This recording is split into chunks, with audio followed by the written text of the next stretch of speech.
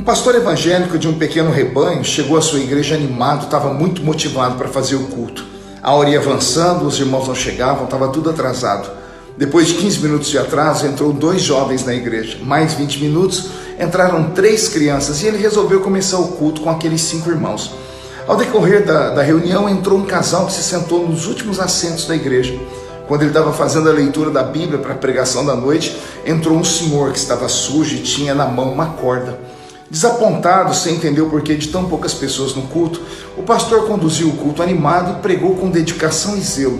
Quando ele voltava para sua casa naquela noite, foi assaltado e espancado por 2 bandidos que levaram a sua pasta e dentro dela estava a Bíblia e alguns pertences de valor.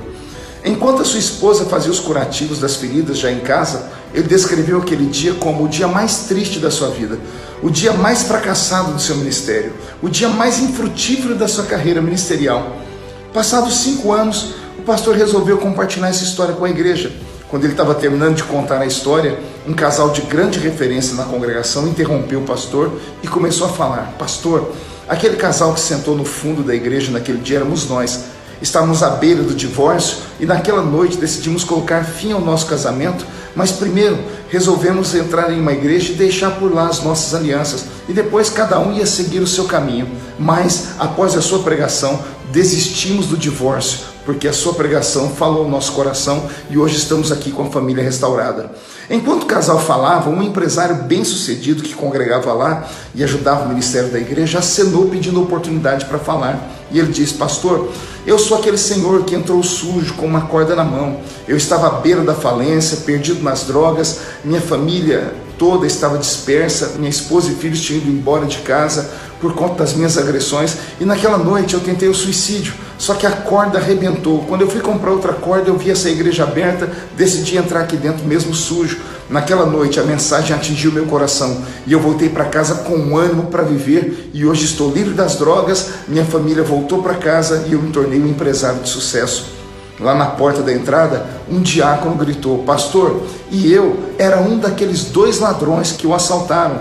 O outro, meu amigo, morreu naquela mesma noite quando realizávamos o 2º assalto.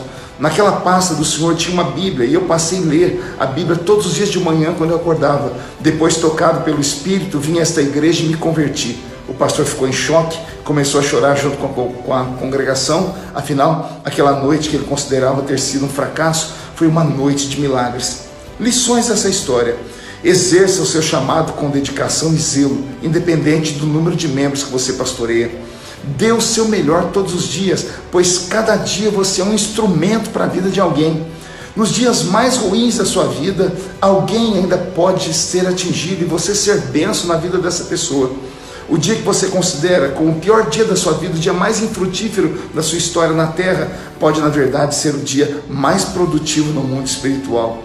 Deus usa as circunstâncias ruins da vida para produzir grandes vitórias. E por último, nunca diga: "Hoje Deus não fez nada", só porque os seus olhos nada viram. Existem coisas acontecendo no mundo espiritual. A sua chamada e o seu ministério não vieram da horizontal, vieram da vertical.